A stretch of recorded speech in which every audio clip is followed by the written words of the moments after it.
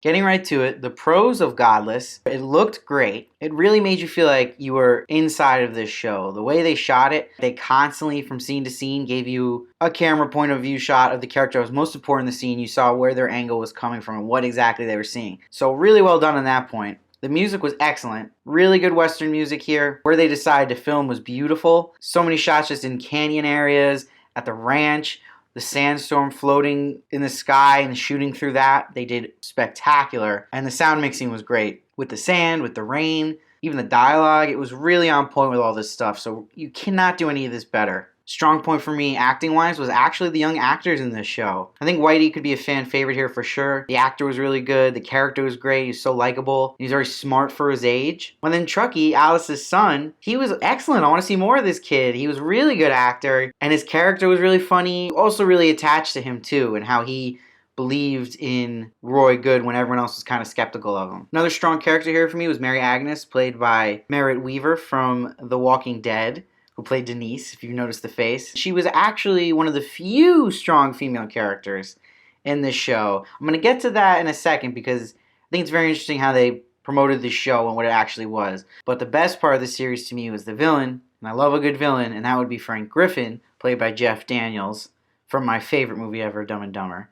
Totally different role here, but he was spectacular as always. Every scene he was in, he stole. Every scene he was in general were the best scenes in the show. If he wasn't in a scene, a lot of the scenes in this show were a chore to get through and a slog, but he always upped the ante, and his dialogue was great, and it really was his acting just dominated, and I didn't want him to get off the screen. And really liked about this show too is it really felt like a classic Western in the sense of, if you love that feeling of being in that Western vibe and escapism, it really nails it here. And if you love horses, the horses here were beautiful and trained well. I really like the scene where Truckee's learning from Roy how to ride the horse, not be afraid of it and fight his fears. It was a drawn out scene, but it was really beautiful and something you would see in like an Oscar award movie for sure. Now there's a lot of cons for me here, and I didn't expect this, but to start off, this show is not what you think it would be. It's promoted as a feminist Western, that it's going to change the game of this, and it's a progressive show, and that it's woman empowering, but I did not feel that at all. This show to me is a trick, because if you're selling it on that point, all the story really is really Roy Moore's story versus Frank Griffin, and they kind of just made this plot of the town of LaBelle with all females as like a side plot that was just in there for the sole purpose to say that this was a progressive Western. And it wasn't even the main focus. I'm not saying that it has to be a progressive show to enjoy, but why put it in then if you're not going to actually go with it? It just didn't make any sense to the story,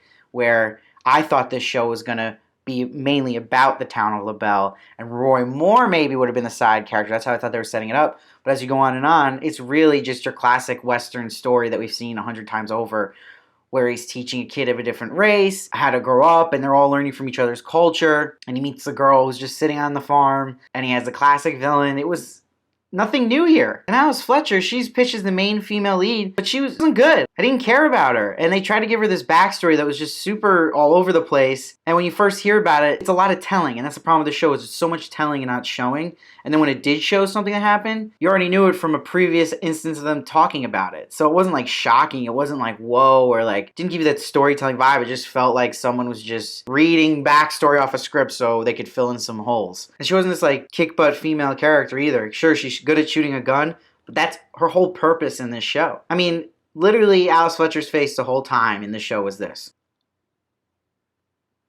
The whole time. Every scene. It was just a one-note character. I don't know if that's the actress's fault or the character's fault, but I'm going to say both. It was very wooden and no emotion. And there's a lot of loose ends in this plot, a lot of things they teased about they didn't get to. And remember, this is a limited series. This isn't planned for another season. The show to me felt like a show that was setting up for a season 2 the whole time. And then they brought in a very bad finale that just wrapped everything up in a disappointing way. For example, stuff they kind of teased. What was the purpose of the one guy that made it out of the mining accident? We meet him and he's a weirdo. Did nothing. There was no point to his character introduction at all. And then when that news editor that basically gets Frank Griffin to get to LaBelle and rats him out comes back to town, no one's mad at him. They kind of just give him dirty looks, but no one actually tries to fight him or call him out for what he did. And then when he's there dying, he just gets up. No resolution with that. And then what really was ridiculous to me was when Whitey is seeing Louise getting abused by her father, when we learn the father is a real jerk, he's really hitting her. You can feel Whitey's anger, because we're feeling that. And it's adding this meat to a pretty good relationship that was on the show, and we get nothing from that either. The next time Whitey actually talks to the dad, he comes to town, doesn't confront him about it, and he's just like, hey, can you help us out? Like, what? That's it? No mention of him hitting the girl you love or any talk of that again? So what was the point of showing us that? He was just like, hey man, I'm not here to yell at you.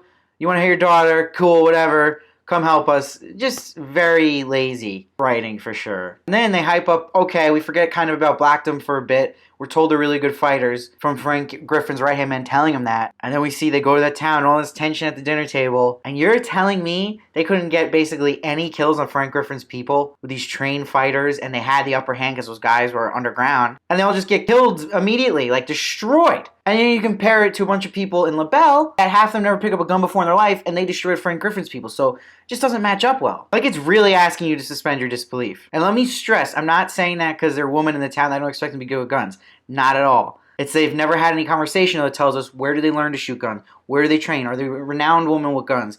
You can't just show us before the big battle, hey, here's the gun, here's how you load it. Oh, here's a gun for you, here's how you load it. And then all of a sudden they all have great shots and can take down what we've heard is some of the best killers in the world. I don't get it. Because the difference with the Blackdom was you had that scene where they explained, oh no, they have a really good reputation for fighting. And they did nothing. And then that finale. What a disappointment and one of the worst finales I've seen in the show. The problem with the show is it was building up to a big finale. It fell into that trap Walking Dead's been in for years. It relies so much on like teasing this big end.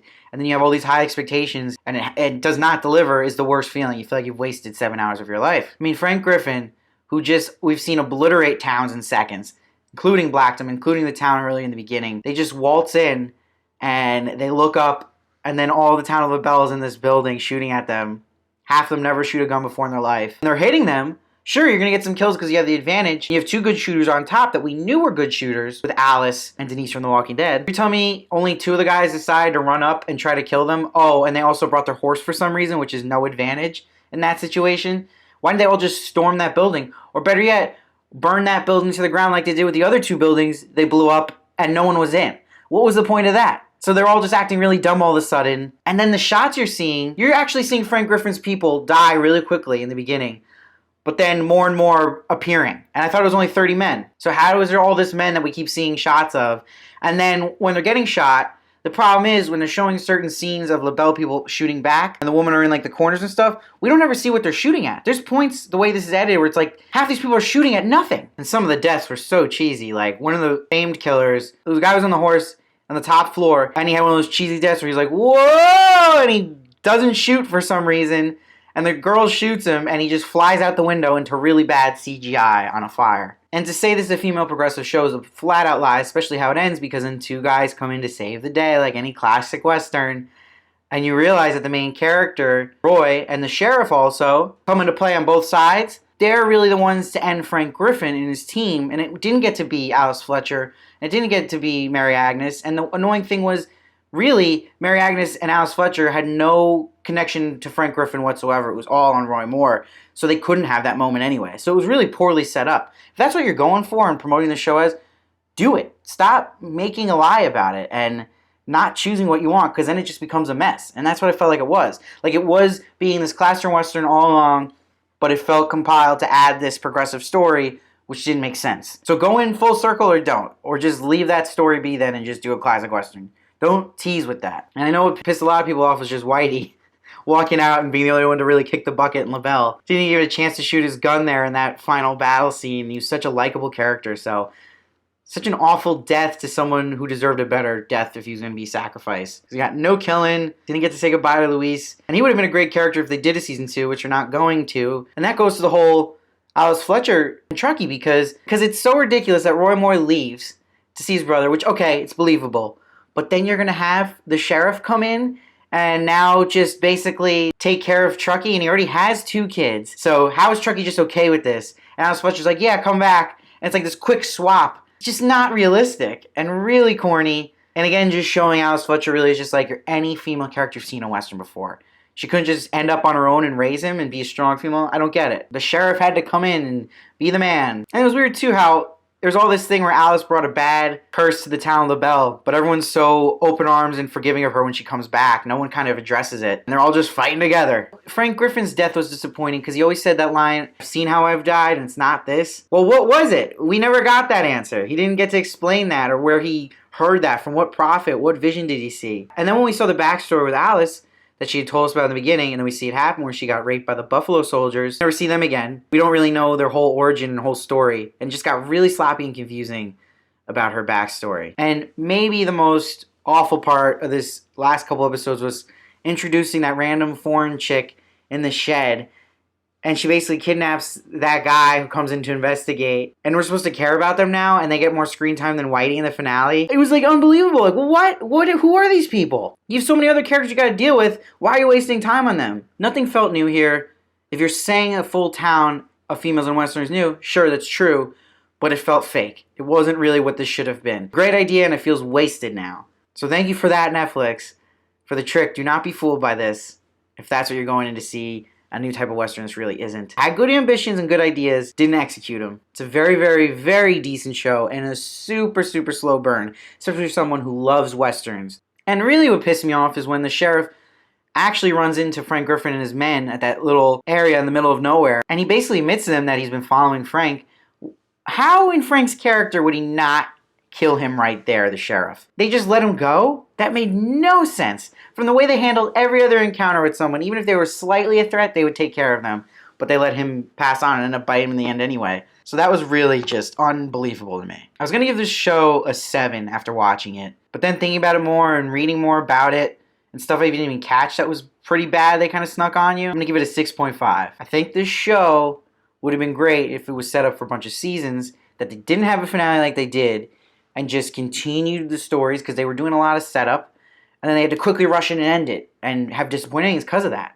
Why would you make it a limited series then? It didn't feel like a limited series story or concept. Maybe it would have made more sense for the all-female town of Belle to work if there was more seasons where you kind of tease about them, and then we see them getting trained with guns, and them kind of taking over, and ending Frank Griffin eventually by them. I think that would be more effective and less predictable. But it's still worth a watch if you love Westerns, if you love how it looks. Some good story here. There's really good shots. A lot of good acting, too. But overall, 6.5 for me. Please let me know down below what you thought of the show. I respond to everybody. I want to know if you liked it, if you didn't like it. Let me have it. And please subscribe. I review a bunch of TV shows, movies, celebrity interviews, trailer reactions. You name it, you'll be happy you did. Keep coming back and follow me at SteveVarley1 on Twitter and Instagram.